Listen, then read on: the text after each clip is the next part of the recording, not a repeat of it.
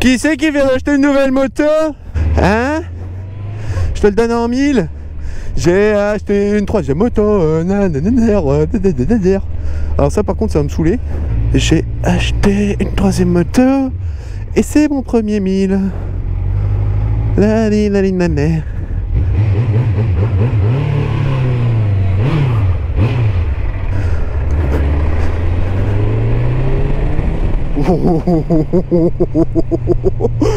J'ai un 1000, j'ai un 1000.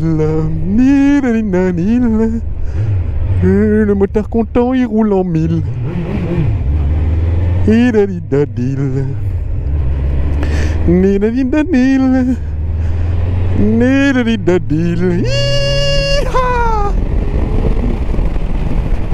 Putain, je roule en 1000.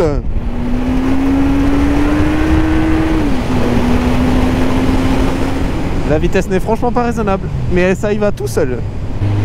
Bien le bonjour à tous et bienvenue sur cet épisode surprise que j'ai presque prévenu personne. Ça fait plaisir, j'ai acheté un 1000, voilà quoi. C'est bon quoi. Un petit 1000 Big One des années 95, ça fait plaisir, hein.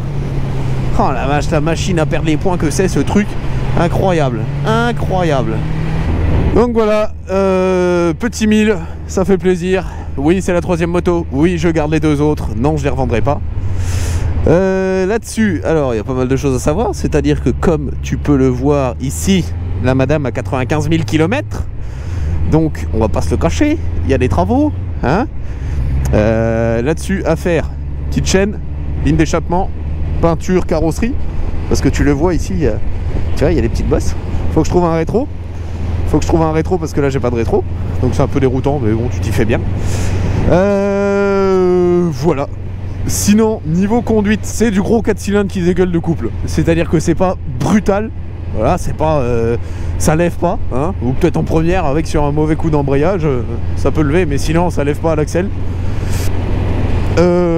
C'est lourd, c'est très lourd, ça fait 250 kg à peu près, peut-être même plus. Ça consomme 5-6 litres au 100. Partons plus sur 6, hein. Réservoir de plus de 20 litres. À l'arrière, j'ai un pneu de 1300 CB. Donc un pneu qui doit être en 190 de large. Donc gros boudin énorme. Ça tient, c'est bien, c'est confortable. Là-dessus, l'ancien proprio a mis des réhausses de guidon. Donc confort, t'es droit dessus, t'es bien. C'est vraiment le feu de Dieu. Par contre, il faut savoir que ça pardonne pas en fait. C'est-à-dire que t'as pas d'aide, t'as pas d'ABS, t'as toujours pas d'ABS. Donc un mauvais coup de gaz sur une route humide sur l'angle, elle s'en fout. Hein. Si la poignée elle est tournée, la roue derrière elle tourne vite. Hein. Donc ouais voilà, faut faire un peu gaffe. Mais sinon ça se conduit très bien. C'est pas déroutant. C'est un peu comme le 750. C'est-à-dire que c'est très souple, c'est-à-dire que, ah oui, boîte 5 aussi, uniquement boîte 5, c'est-à-dire que là je suis en 5ème, je suis à 50 km/h, voilà, tu vois, et hop, ça reprend tranquille. Bon là bien sûr, je fais toujours ça dans la route où ça monte le plus, mais tu vois, ça reprend, t'as pas besoin de rétrograder, ça bugle pas, rien du tout, donc vraiment confortable. Donc ouais, gros confort. Ça commence à coter, enfin je trouve que la cote est assez élevée, dans le sens où c'est une mécane qui a été fabriquée de 1992 à 1999 avec des petites légères évolutions, genre pas grand chose. Ouais, la cote commence à remonter, c'est à dire que celle-là c'était la troisième moins chère du Bon Coin, affichée 1008, vendue 1006, ce qui en fait aussi la troisième bécane la moins chère du motard content, voilà. Donc 1600 € avec quand même pas mal de boulot dessus. Donc oui, embrayage hydraulique. Là-dessus, l'ancien propriétaire a mis un freinage bien comme il faut, avec 1 mètre cylindre radial. Je vais pas le diamètre du piston, mais 1 mètre cylindre radial, du Ritavia, tout le tintouin, donc ça freine fort. Qu'est-ce qu'il y a d'autre à dire? Niveau puissance, bah, j'en parlerai après sur les specs à l'arrêt, parce que bah, je les ai pas en fait, mais ça fait un petit 95 chevaux. Voilà. Donc ça marche très bien. C'est agréable, ça dégueule de couple. Tu restes en 5ème, je comprends pas qu'ils aient mis 4 autres vitesses. Si, bah c'est pour aller jusqu'à la 5, après c'est bon. Mais non, franchement, gros kiff. Je vais faire le 0 à 100. Parce que j'avais fait ça pareil avec le 7,5. Et là, on va voir ce que ça donne. Mais sur des routes de campagne, ça paraît terrifiant. Allez, 1, 2, 3.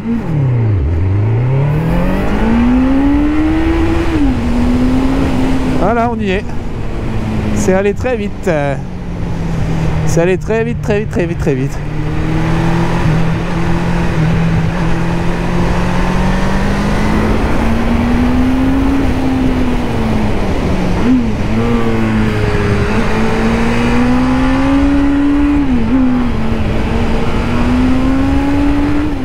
Bon, pour parler un peu plus chiffres sur ce magnifique Big One, eh ben 4 cylindres en ligne, 4 temps, refroidi par eau, double arbre à cam en tête, 4 soupapes par cylindre, enfin tout ça, c'est du classique. Niveau chiffres, on est à 98 chevaux à 8500 tours minute et presque 9 mètres kg de couple à 6000 tours minute. On a 4 carburateurs de type VP de 34 mm, donc franchement du bon matos. On va continuer tranquillement sur le cadre, donc on a une hauteur de selle de 800 mm, un réservoir d'essence de 22 litres, on a une consommation d'environ 6 litres au 100, donc tout ça c'est très classique pour une bécane de 1995, rien d'impressionnant. Au niveau du train avant, donc on a une fourche hydraulique de 43 mm de diamètre et de débattement de 130 mm. Pour le freinage, on a 2 disques avant de 310 mm et 2 étriers à 4 pistons. Pour l'arrière, on a une jante arrière de CB 1300 qui a été adaptée. Donc on est en 180-55-17. Le pneu arrière est un peu plus large, ce qui confère une peu meilleure stabilité dans les virages à la moto et un plus large choix de pneumatiques. Au niveau de la suspension, on a 2 amortisseurs à réservoir séparés avec un débattement de 110 mm. Enfin tout ce qui est classique, pareil sur des bécanes des années 90. Pour le freinage, on a un disque de 276 mm et un étrier simple piston. Au niveau de la transmission, on a un embrayage multidisque à bain d'huile, une boîte 5 rapports et une transmission finale par chaîne, toujours du classique. Pour ce qui est de mon ressenti là-dessus, donc c'est lourd, hein, on est quand même à 250 kg au minimum tout plein fait. La bécane s'emmène quand même relativement bien, mais ce qui reste impressionnant en fait, c'est le fait que ça pousse tout le temps. Ça t'allonge les bras tout le temps jusqu'à des vitesses franchement pas raisonnables. C'est vraiment une bécane qui est impressionnante, mais elle peut se montrer très douce, très confortable. Enfin, c'est vraiment un achat intéressant. Ça cote à partir de 2500 €, entre 2500 et 3000 € pour des modèles dans un état intéressant. Plus, je trouve que c'est vraiment de la spéculation et qu'il faut arrêter un petit peu de se tripoter. Mais sinon, pour moi, très bon achat. C'est vraiment, je suis vraiment fan de cette moto et là c'est que le début. Comme vous la voyez maintenant, c'est que le début. Je pense qu'à mon avis, début 2021, la bécane sera finie et j'en aurai fait ce que je voudrais.